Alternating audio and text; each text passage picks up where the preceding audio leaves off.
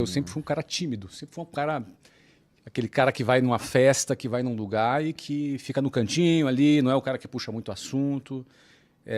Eu, por natureza, tenho assim uma timidez que foi vencida dominada, né, ao longo do tempo, por conta da minha confiança, dos meus resultados e da própria comunicação. Porque timidez não é uma coisa que você resolve, é uma coisa que você domina. Então, a timidez, ou ela te domina ou você domina a timidez. Sim. Então, a vendas é algo que você tem que se comunicar com os clientes e conversar e, de certa maneira, ter uma comunicação mais persuasiva, você trabalhar objeções, você ter argumentos rápidos para você chegar no teu objetivo da venda. Então, isso desenvolve a tua habilidade motora, né? Que a comunicação é um conjunto de habilidade motora e raciocínio e a conjugação das duas coisas. Sim. E venda te exige isso. Então, eu penso que vendendo, eu dei meus primeiros passos com comunicação. Depois eu também liderei times de vendas, formei executivos, dei aulas, palestras internas para os meus times, né? Que a gente tinha que formar pessoas. Em área de vendas você forma, né? Você forma um vendedor, você forma um supervisor de vendas, forma um gerente, um diretor regional. São diversas camadas de vendas que exigem de você uma gestão dessas pessoas. Essa gestão é feita via comunicação. Não é? Então, eu diria para você que esse processo me ajudou a desenvolver a minha comunicação. E como, a segunda pergunta, que foi a primeira, na realidade, como é que, a que ponto eu atribuo nossos resultados à comunicação? A comunicação é a ferramenta principal que você usa para liderar. Você lidera via comunicação. Você vai liderar pessoas, você vai liderar um time, você vai liderar... E liderar, basicamente, o que é? É conduzir aquela pessoa a performar. Liderar não é ser chefe, simplesmente. Não é? Liderar é como você extrair o melhor da pessoa, como você encorajar alguém a ter algum resultado. Como é que você vai, de repente, extrair daquela pessoa que é meio tímida, que ela se solte? Como é que você vai fazer com que aquela pessoa que é mais travada, que ela se destrave? Liderar é ajudar a pessoa a evoluir. E a ferramenta que você usa principal para liderar é a comunicação. Então, sim, com certeza, quando você desenvolve a sua comunicação, você ganha mais ferramentas para liderar. Acontece na tua casa, por exemplo, dos teus filhos ou da tua esposa, fala assim, Flávio, você não está dando palestra. Já aconteceu, Joel. Você aprende com o tempo a dar palestra sem a pessoa perceber que está dando palestra, entendeu? É uma técnica mais avançada, entendeu? Quando você está começando, você dá a palestra e fica, pô, cara, para de palestra, meu filho. Você está pensando que isso aqui é a palestra? Sim. Aí quando você evolui, você dá sem parecer que entendeu? Cara, direto minha esposa fala, pô, isso aqui não é uma mentoria, eu não sou seus alunos. Entendi. Eu não sou... Você não tá numa live. Pô, cara, você é meu marido. E tipo... Depois eu te dou uns toques, então. Não, você me dá uns toques. Meus filhos ainda não têm a... Não percebe ainda, né? Ainda não percebe ainda, mas eu chego lá e falo, ó, moleque, é assim, tal, desse jeito. Por que eu pensei em ganhar um primeiro dinheiro? Porque eu tava ali namorando com a Luciana e queria ter alguma autonomia com a Luciana, sair, passear, comprar um presente, ou seja, tava naquela... Eu não ia ficar pedindo dinheiro pro meu pai. Até porque eu estava com a moral baixa, tinha acabado de ser expulso da Marinha. Você imagina? Aí, coitado, meu pai não tinha, minha mãe não tinha condição de ficar bancando meu namoro. A gente era de classe média baixa, então tinha cabimento. Então, você vê o que faz uma mulher na vida de um homem, né? A primeira vez que eu pensei em ganhar dinheiro foi porque eu estava namorando com a Luciana. Não estava nos meus planos de trabalhar. Sim. Tanto que na entrevista a pessoa me perguntou quais eram os meus planos e eu falei. Não, eu quero só ter uma experiência, em agosto eu começo a faculdade. Só que eu fui lá participar do processo seletivo. Quando eu fui aprovado, finalmente, fui trabalhar nessa empresa, lá tinha um plano de carreira. Tá. E aquilo me cativou. Porque eu estava apaixonado pela Luciana, eu tinha 19 já aí, Luciana tinha 15, ia fazer 16 em julho, isso era fevereiro de 91. E daí o que acontece? Eu... começo a trabalhar e o motor que me moveu foi querer me casar com a Luciana. Eu queria já naquele momento me casar, sair de casa, ter uma vida independente, me casar. Aquele era o meu principal objetivo naquele momento.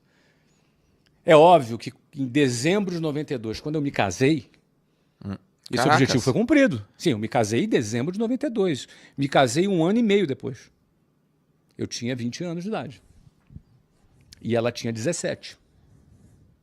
E ela não estava grávida, como muita gente achava. Sim, Então pode ser. Ou esse cara é maluco ou ela tá grávida. sim. Tá, eu era maluco. Casei com 20 e ela 17. Então, aí a gente cumpriu esse meu primeiro objetivo foi cumprido. Então, ou seja, aquilo que me moveu naquele primeiro momento já não foi o que me moveu num segundo momento. Eu tive que renovar o meu objetivo, Sim. renovar por que eu trabalhava, qual era a minha finalidade. Você vê que as nossas metas, os nossos propósitos, eles vão mudando ao longo da nossa vida. Mas é muito importante a gente entender qual é a nossa meta naquele momento, qual é o propósito que a gente tem naquele momento e a gente focar naquilo. Sim. E aquilo realmente me moveu, Joel. O amor pela Luciana foi o meu combustível inicial para, inclusive, aguentar o tranco, porque eu já falei isso muitas vezes, o tranco era muito violento. Eu acordava às 5 horas da manhã, saía 10 para as 6 de casa, pegava o ônibus lotado, até chegar no centro do Rio de Janeiro, 8 horas da manhã. Então eram 2 horas e pouco para ir, mais 2 horas e pouco para voltar, 4, 5 horas por dia em transporte público lotado. Então era um tranco muito pesado. Então, para tu aguentar aquele tranco, e meu trabalho no dia a dia era em telefone público. Tinha celular. Calor do Rio de Janeiro. Telefone de rua? Orelhão? Isso, meu filho. É Orelhão. que você falou telefone público, eu fiquei pensando, tem aquele telefoninho, tá na Não, mesinha. orelhão. Orelhãozão Com mesmo. ficha. Que não tinha cartão naquela época. Aquela cinzinha. Sim, ficha telefônica. Então, era uma rotina pesada. Quando dava 6, 7 horas da noite, eu não ia embora para casa nesse horário de rush, lotado, tudo lotado. E aí eu trabalhava até as 9, 10 da noite para voltar para casa. Chegava em casa meia-noite. Ia comer alguma coisa, meia-noite e 45, eu ia dormir, 5 horas da manhã, acordava de novo. Sim. Você entendeu? Ou seja, eu não acordava às 5 horas da manhã para assistir a live do Thiago Nigro. Não, meu amigo, era para pegar o ônibus lotado. Você entendeu, cara? O ônibus lotado e começar um novo dia. Então, eu penso que essa pegada inicial, que era pesadíssima, eu tinha que estar muito motivado. E o meu amor pela Luciana, meu desejo de me casar com ela era a força que me movia naquela fase da minha vida. Eu me casei, já foi bastante confortável. A gente morava logo na entrada da favela Cavalo de Aço. Não é? Na primeira noite nossa, teve um tiroteio, acho que levou 1h30 de tiroteio. A gente ficou deitado no chão, olhando para o teto, olhando para a cara um do outro, dando risada. Né, cara? Eu identifiquei fuzil, metralhadora, revólver, granada. Cara, devia ter até bazuca, meu amigo. Foi 1h30 de tiro. Eu lembro que realmente a primeira vez que eu senti assim, uma coisa, um avanço. Que tem um capítulo aí no meio que precisa ser considerado. É que 6 meses depois que a gente se casou, a gente foi transferido para a Venezuela. A empresa que eu trabalhava abriu uma filial na Venezuela em 1993. Era um país espetacular. A primeira vez que eu tive um celular foi na Venezuela. Ou seja, era um país muito mais avançado, rico, super qualidade de vida sensacional. Antes de ter sido destruído, óbvio. E a gente morou lá o ano de 93. Lá eu tive um conforto muito mais, porque como transferido, fiquei num apartamento bacana pela empresa, perto da empresa que a gente trabalhava. Então foi uma condição assim, em 93 teve essa condição. Mas em 94, quando eu voltei para o Brasil, eu voltei lá para o bairro, lá que a gente morava, fiquei lá alguns meses. Foi quando a gente alugou um apartamento em Botafogo. Ali a gente sentiu, ali pela nossa própria realidade, em 94. Mas era um apartamento de uns 38, 40 metros quadrados, né? Muito provavelmente menor do que o seu quarto, o apartamento inteiro. Não é? E ali foi maravilhoso para a gente. Maravilhoso, a gente aproveitou, era perto. A gente pegava o metrô, que em 5 minutos estava no centro do Rio. Foi uma qualidade de vida ali extraordinária. A gente foi muito feliz nesse apartamento, em Botafogo. Era do primeiro andar. Fazia um pouco de barulho, que os carros passavam ali em Botafogo. Quais são os critérios que você observa numa pessoa para fazer parte do teu time? Depende da área. Tá. Depende então, da fala uma área. Então, a gente pode pegar uma área de, sei lá, abrir mata, né? Desbravar. Uma área de cuidado. Perfeito. E uma área de analítica.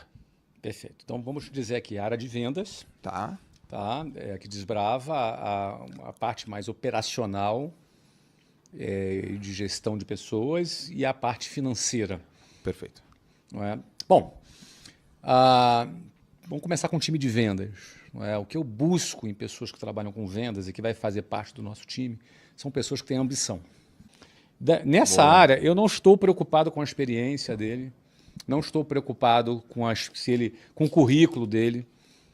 Eu não estou preocupado com nada desse cara aí. Para mim, se ele tem um diploma bacana em Harvard ou se ele só tem um ensino médio completo, para mim não faz nenhuma diferença para esse cara de vendas. Tá bom. Tá? Por quê? Porque esse cara, os motivos deles é o principal. Para mim, são o principal para a minha escolha. Porque ele pode ter uma formação muito boa e não tem ambição. Esse cara não vai performar, esse cara não vai vender, esse cara não vai atingir os números e as metas que a gente tem estabelecida. O que seria, por exemplo, música para os teus ouvidos que esse cara te fala? Assim? E esse cara que fala... Numa entrevista de trabalho, sim. Duas coisas. Que ele quer muito crescer, tá bom, está disposto a trabalhar bastante para isso e que ele está muito disposto a aprender. Esse cara tem que ser um cara humilde. O que é humilde? É um cara que é aluno. Ele quer aprender. Tá. Ele quer muito aprender. Ele tem muita vontade de crescer, disposição para trabalhar e disposição para aprender. Porque esse cara vai ser treinado, a formação quem vai dar somos nós. Nós não temos... eu fiz curso tal lugar. Tudo bem, beleza. Mas aqui é a formação que é a gente que vai dar. Sim. Porque a nossa escola de vendas eu tenho mais de 30 anos nessa escola de vendas, é uma escola, a gente enxerga a nossa empresa como uma escola de vendas, tanto é que nós temos uma sede aqui na Vila Nova Conceição, lá na Vila Nova Conceição, em São Paulo, que o nome dessa sede é a Universidade da Matrícula. É uma universidade, então a gente leva a sério essa formação na área de vendas, a gente leva muito a sério. Então ele ter ambição e vontade de aprender é o requisito principal. Música para os ouvidos é isso. Tá? Tô aqui para aprender, Flávio.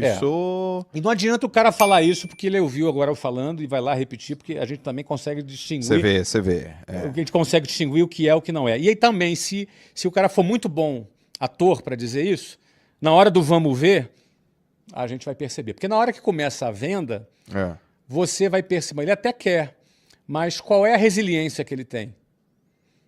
Porque vendas é tomar não, vendas às vezes ter um cliente mal educado que desliga na sua cara o telefone. Sim. Vendas é uma coisa que exige muito emocionalmente da pessoa.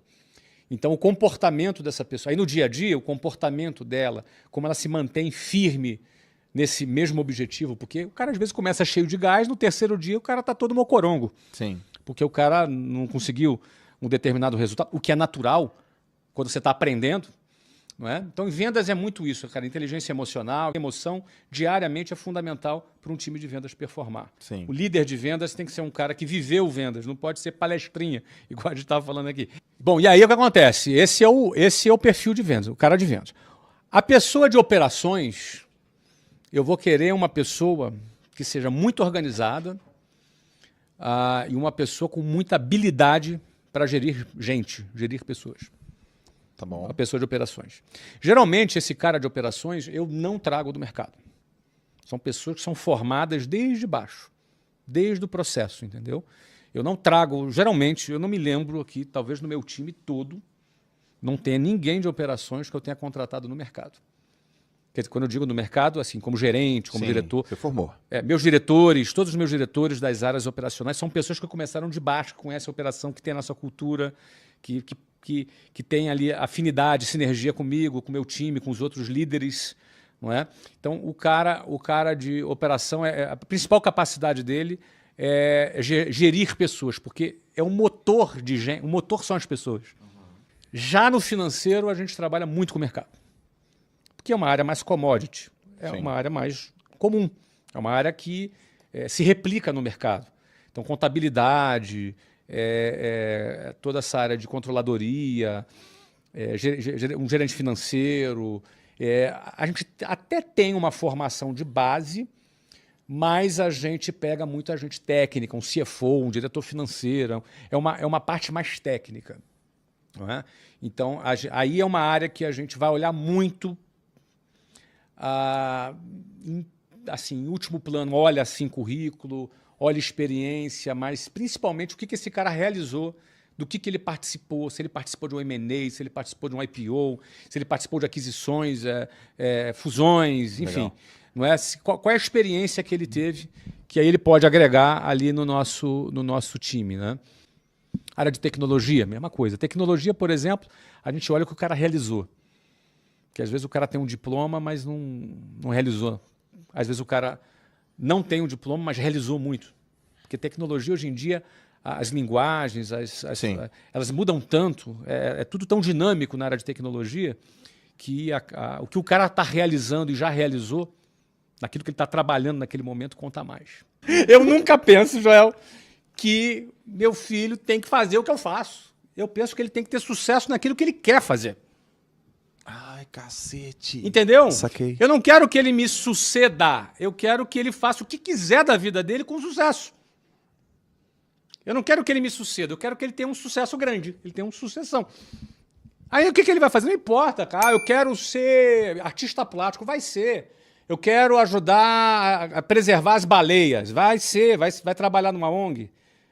Você trabalhou numa ONG? Trabalhei. Começou a tua vida assim? Sim. Então, eu quero trabalhar ajudando meninos de rua. Vai fazer o que ele quiser. Tem que fazer o que quer fazer.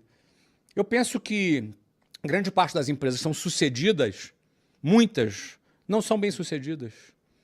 Até quebram, até fracassam. Porque, primeiro, nem sempre o teu filho vai querer fazer e vai se interessar por aquilo que você quer. Nem sempre ele vai ser competente nas mesmas áreas que você é competente. Às vezes ele vai ser em outras. Perfeito. E por que impor isso? Esse é o dilema de muitas famílias, muitos jovens. Né? Eu gosto da ideia da liberdade, da pessoa poder escolher o que ela quer fazer, aprender a fazer. Sim. E por aí vai. Né? Você curte ler, cara? Você curte, você tá lendo o quê?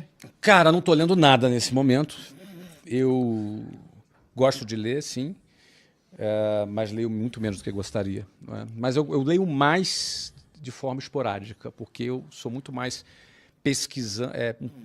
faço muito mais pesquisa sobre aquilo que eu estou vendo no momento. Entendi. Que eu gosto de fazer no momento. E estudando o fenômeno, como funciona esse fenômeno da polarização, a gente vê que as redes sociais têm uma participação muito grande nisso, porque os algoritmos te oferecem só aquilo que você quer ver. Então você acaba polarizando mais. Aí eu vi 2 documentários na sequência.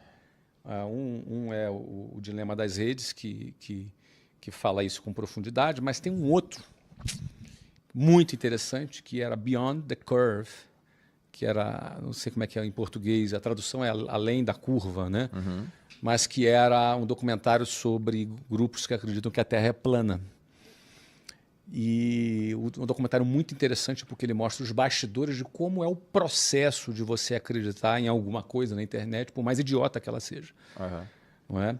Não que eu esteja dizendo que Terra plana é alguma coisa idiota, mas não que eu não esteja dizendo também.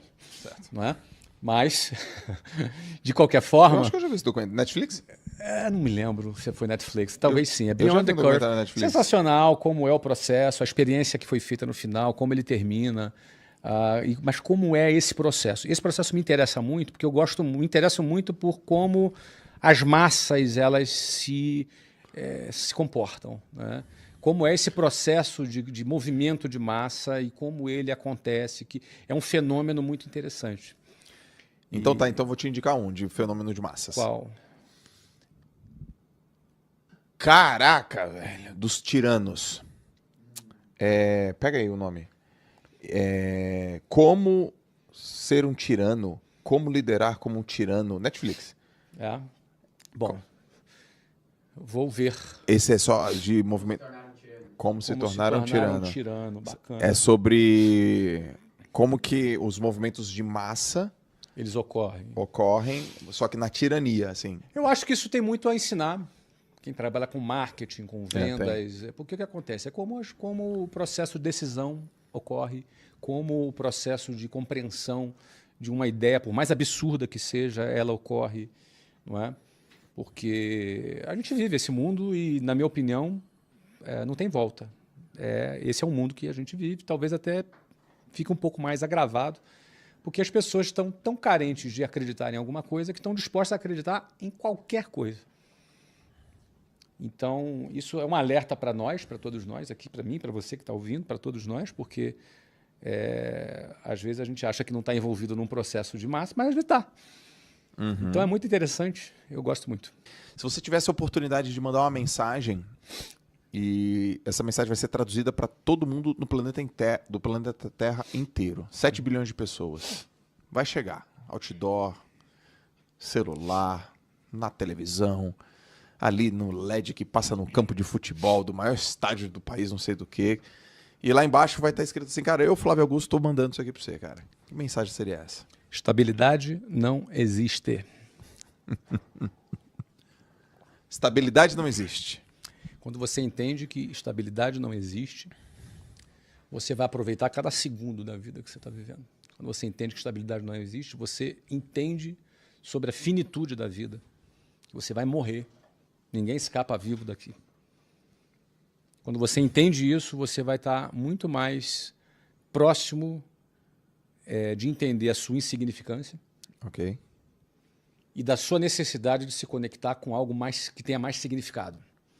Você se afasta mais da futilidade, você se afasta mais da covardia, porque quem busca estabilidade, achando que ela existe, e ela não existe, pode estar perdendo uma oportunidade de conquistar mais da vida, de ser alguém melhor, simplesmente pelo medo do risco. Quando é um medo do risco inútil, porque se eu vou morrer, eu vou ter medo de quê, cara? Se eu vou morrer, qual é o meu medo? Do que eu vou ter medo? Por que as pessoas têm tanto medo? As pessoas estão tão travadas para tomarem decisões porque têm medo, porque não entendeu que estabilidade não existe. Estabilidade não existe é um conceito libertador. Uhum. Ele não é uma frase ameaçadora, é uma frase libertadora. Porque quando eu entendo que estabilidade não existe, o que eu vou temer? Percebe? Sim. Então eu acho que por trás dessa compreensão a gente se reconcilia com a nossa humanidade, com a nossa finitude e se conecta com algo maior que tenha muito mais significado e a gente tem chance de viver a nossa vida, os nossos últimos dias, porque nós estamos vivendo os nossos últimos dias. É contagem regressiva. A gente vai viver esses últimos dias sem medo, com liberdade, sem medo, sem covardia, solto, sem estar travado. Então eu penso que por trás de estabilidade não existe, tem aí uma gama de muitas coisas, que inclusive nos liberta do sistema, né? Que o sistema tenta nos convencer que a gente tem garantias. Uhum. Não é? O fundo de garantia para o tempo de serviço, que é recolhido dos funcionários, é aplicado num valor que é abaixo da inflação. Que garantia é essa, meu amigo? Você entendeu? É abaixo da inflação. Historicamente, nos últimos 10 anos, rendeu menos que a inflação. Que garantia é essa? Não é verdade? Então, por aí vai. Essa é a mensagem. Estabilidade não existe.